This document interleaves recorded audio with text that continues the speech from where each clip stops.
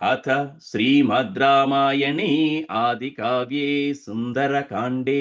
पञ्चषष्टितमः सर्गः। ततःप्रस्रवणं शैलं गत्वा चित्रकाननं प्रणम्य शिरसा रामं लक्ष्मणं च महाबलं युवराजं पुरस्कृत्य सुग्रीवमभिवाद्य च प्रवृत्तिमत सीताया प्रवक्तुमुपचक्रमुः रावणान्तःपुरे रोदं राक्षसीभिश्च तर्जनम्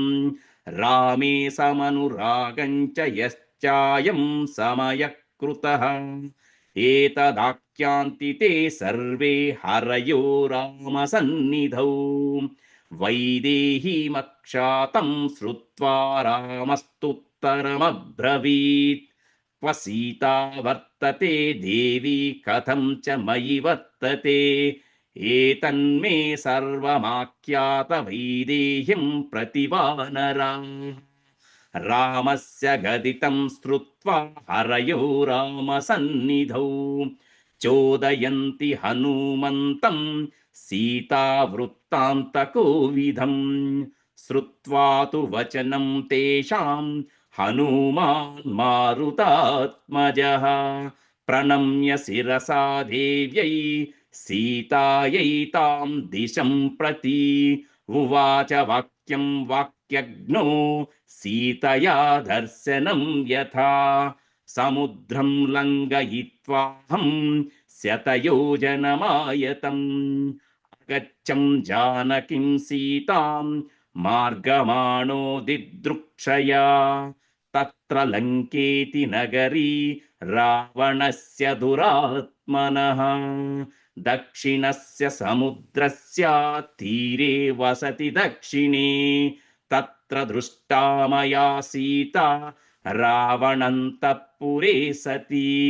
संन्यस्य त्वयि जीवन्ति राम राम मनोरथम् दृष्टा मे राक्षसी मध्ये तर्जमाना मुहुर्मुहुः राक्षसीभिर्विरूपाभिर्रक्षिता प्रमदावने दुःखमासाध्यते देवी तथा दुःख्योचिता सती रावणान्तःपुरे रुद्धा राक्षसीभिः सुरक्षिता एकवेणीधराधीना त्वयि चिन्तापरायणा अधःशय्याभिवर्णाङ्गी पद्मिनीव हिमागमे रावणाद्विनिवृत्तार्धा मर्तव्यकृतनिश्चया देवी कथञ्चित् काकुत्स्थन्मना मार्गिता मया इक्ष्वाकुवंशविख्यातिं शनैः कीर्तयता नघा सा मया नरशार्दूला विश्वासमुपपादिता ततः सम्भाषिता देवी सर्वमर्थं च दर्शिता रामसुग्रीवसख्यं च श्रुत्वा प्रीतिमुपागता नियतः समुदाचारो भक्तिश्चास्यास्तथा त्वयि एवं मया महाभागा दृष्टा जनकनन्दिनी उग्रेण तपसा युक्ता त्वद्भक्त्या पुरशर्षभा अभिज्ञानं च मे दत्तं यथा वृत्तं तवान्तिके चित्रकूटे महाप्राज्ञा वायसं प्रति राघवा विज्ञाप्यश्च नरव्याघ्रो रामो वायुसुतत्वया अखिलेनेह युद्धृष्टमिति मा महाजानकी अयं चास्मै प्रदातव्यो यत्नात् सुपरिरक्षितः ब्रुवता वचनान्येवं सुग्रीवस्योपशृण्वतः एष चूडामणिः श्रीमान् मया सुपरिरक्षितः मनःशिलायास्तिलको गण्डपार्श्वे निवेशितः त्वया प्रणष्टे तिलके तं किल स्मर्तुमर्हसि एष निर्यातितः श्रीमान् मया ते वारिसम्भवः एतं दृष्ट्वा प्रमोदिष्ये व्यसने त्वामिवानघा जीवितं धारयिष्यामि मासं दशरथात्मजा ऊर्ध्वं मासन्न जीवेयं रक्षसां वशमागता इति मामब्रवीत् सीता कृशाङ्गी धर्मचारिणी रावणन्तःपुरे रुद्धा मृगीवोत्फुल्ललोचना एतदेव मया ख्यातं सर्वं राघवयज्यता सर्वथा सागरजले सन्तारः प्रवदीयताम् तौ जाताश्वासौ राजपुत्रौ विदित्वा तच्चाभिज्ञानं राघवाय प्रदाय देव्या चाख्यातं सर्वमेवानुपूर्व्युत् वाचा सम्पूर्णं वायुपुत्रः सशंससा इत्यार्षे श्रीमद् रामायणे आदिकाव्ये सुन्दरकाण्डे पञ्चषष्टितमः सर्गः। अथ श्रीमद् रामायणे आदिकाव्ये सुन्दरकाण्डे षट्षष्टितमः सर्गः। एवमुक्तो हनुमता रामो दशरथात्मजः तं मणिं हृदये कृत्वा प्ररुरोदसलक्षणः तं तु दृष्ट्वा मणिश्रेष्ठं राघवौ शोककर्षितः नेत्राभ्यामश्रुपूर्णाभ्यां सुग्रीवमिदमब्रवीत् यथैव धेनुस्रवति स्नेहाद्वत्सस्य वत्सला तथा ममापि हृदयं मणिरत्नस्य दर्शनात् मणिरत्नमिदं दत्तं वैदेह्या स्वसुरेण मे वधूकाले यथा बद्धम् अधिकं मूर्ध्नि शोभते अयं हि जलसम्भूतो मणिसज्जनपूजितः यज्ञे परमतुष्टेन दत्तः सक्रेण धीमता इमं दृष्ट्वा मणिश्रेष्ठं यदा तातस्य दर्शनम् अद्यास्म्यवगतः सौम्यो वैदेहस्य तदा विभोः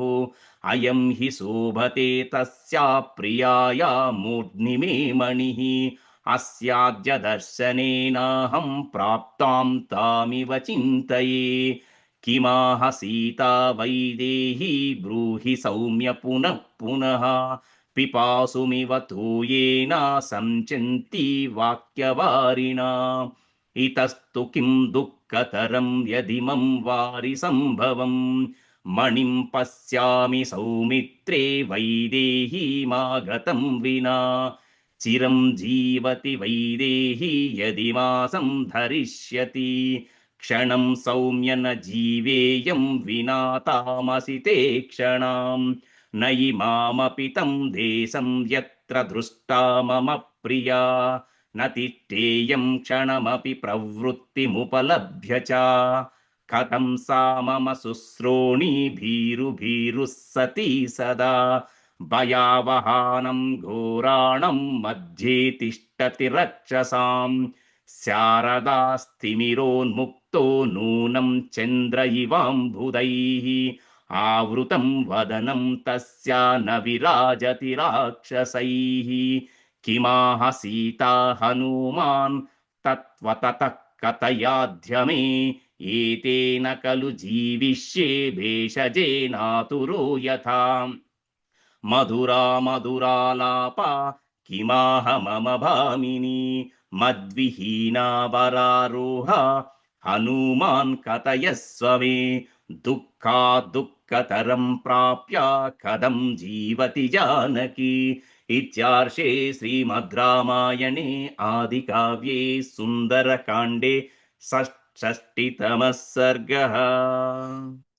अथ श्रीमद् रामायणे आदिकाव्ये सुन्दरकाण्डे सप्तषष्टितमः सर्गः। एवमुक्तस्तु हनुमान् राघवेण महात्मना सीताया भाषितं सर्वं न्यवेदयत राघवे इदमुक्तं सत्यवती देवी जानकी पुरुषर्षभा पूर्ववृत्तमभिज्ञानं चित्रकूटे यथा तथम् सुखसुप्ता त्वया सार्धं जानकी पूर्वमुत्थिता वायसः साहसोत्पत्य विददारस्तनान्तरे पर्यायेण च सुप्तस्त्वं देव्यङ्के भरताग्रजा पुनश्च किल पक्षीसं देव्या जनयति व्यथाम् पुनः पुनरपागम्य विददारभृशं किल ततस्त्वं बोधितस्तस्याः सोनितेन समुक्षितः वायसेन च तेनैव सततं भाज्यमानया बोधितः किल देव्या त्वं सुखसुप्तः परन्तप तां तु दृष्ट्वा महाबाहो धारितां च स्तनान्तरे आसिवीश इव क्रुद्धो निःश्वसन्नभ्यभाषताः नकाग्रैकेन ते भीरुधारितं तु स्तनान्तरम् क्रीडति स्वरोषेण पञ्चवक्त्रेण भोगिना निरीक्षमाणः सहसा वायसं समवैक्षथाः नकैः सरुधिरैस्तीक्ष्णैः तामेवाभिमुखं स्थितं सुतः कलशक्रस्य वायसः पततां वरः दरान्तरचरः शीघ्रं पवनस्य गतौ समः ततस्तस्मिन् महाबाहो कोपसंवर्तिते क्षणः वायसे त्वं कृता क्रूरां मतिं मतिमतां वरः सदर्भं संस्तराद्गृह्य ब्रह्मस्त्रेण ह्ययोजयः सदीप्त इव कालाग्निर्जज्ज्वलाभिमुखः खगम् क्षिप्तवांस्त्वं प्रदीप्तं हि दर्भं तं वायसं प्रति ततस्तु वायसं दीप्तः सदर्भोऽनुजगामः सपित्रा च परित्यक्तः सुरैश्च समहर्षिभिः त्रीन् लोकान् सम्परिक्रम्य त्रातारं नाधिगच्छति पुनरेवागतस्त्रस्तस्त्वत्सकाशमरिन्दमा सतं निपतितं भूमौ शरण्यः शरणागतं वदार्हमपि काकुत्सः कृपया पर्यपालयः मोघमस्त्रं न शक्यं तु कर्तुमित्येव राघव भवांस्तस्याक्षि काकस्य हिनस्ति स्म सदक्षिणम् राम त्वां स नमस्कृत्य राज्ञे दशरथाय च विस्पृष्टस्तु तदा काकः प्रतिपेदे स्वमालयम् एवमस्त्रविदां श्रेष्ठः सत्त्ववां चीलवानपि किमर्थमस्त्रं रक्षस्सु न योजयति राघवः न नागनापि गन्धर्वा नासुरा न मरुद्गुणाः न च सर्वे रणे शक्ता रामं प्रति समासितुम् तस्य वीर्यवतः कश्चित् यद्यस्ति मयि सम्भ्रमः क्षिप्रं सुनिशितैर्बाणैः हन्यतां यदि रावणः भ्रातुरादेशमाज्ञाय लक्ष्मणो वा परन्तपः स किमर्थं नरवरो न मां रक्षति राघवः शक्तौ तौ पुरुषव्याघ्रौ वाय्वग्निसमतेजसौ सुराणामपि दुर्धर्षौ किमर्थं मामुपेक्षतः ममैव दुष्कृतं किञ्चित् महद्दस्ति न संशयः समर्थौ सहितौ यन्मां नावेक्षेते परन्तपौ वैदेह्या वचनं श्रुत्वा करुणं साश्रुभाषितं पुनरप्यहमार्यां तामिदं वचनमब्रुवम् त्वच्चोकविमुखो रामो देवि सत्येन ते शपे रामे दुःखाभिभूते तु लक्ष्मण परितप्यते कथंचिद्भवति दृष्टा न कालः परिशोचितुम् इमं मुहूर्तं दुःखानाम् अन्तं द्रक्ष्यसि भामिनि तावुभौ नरशार्दूलौ राजपुत्रावनिन्दितौ त्वदर्शनकृतोत्साहौ लङ्कां भस्मीकरिष्यतः हत्वा च समरे रौद्रं रावणं सह बान्धवम् राघवस्त्वां वरारोहे स्वां पुरीं नयते ध्रुवम् यत्तु रामो विजानीयात् अभिज्ञानमनिन्दिते प्रीतिसंजननं तस्य प्रदातुं त्वमिहर्हसि साभिवीक्ष्य दिशः सर्वा वेण्युद्ग्रथनमुत्तमम् मुक्त्वा वस्त्राद्धदौ मह्यं मणिमेतं महाबला प्रतिगृह्य मणिदिव्यं तव हेतो रघुद्वः शिरसा तां प्रणम्यार्याम् अहमागमने त्वरे गमने च कृतोत्साहम् अवेक्ष वरवर्णिनी विमर्दमानं च हिमाम् उवाच जनकात्मजा अश्रुपूर्णमुखी धीना बाष्पसन्दिग्धभाषिणी ममोत्पतन सम्भ्रान्ता शोकवेगसमाहता हनुमान् सिंहसङ्कासौ उभौ तौ रामलक्ष्मणौ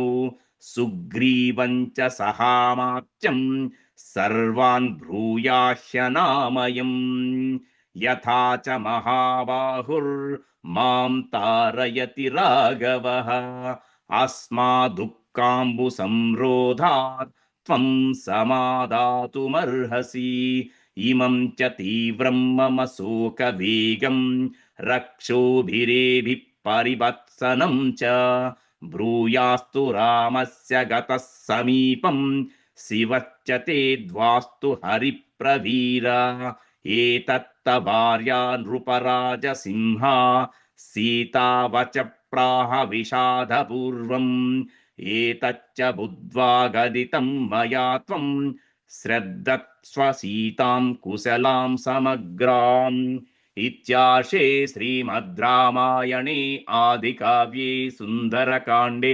67तमः सर्गः।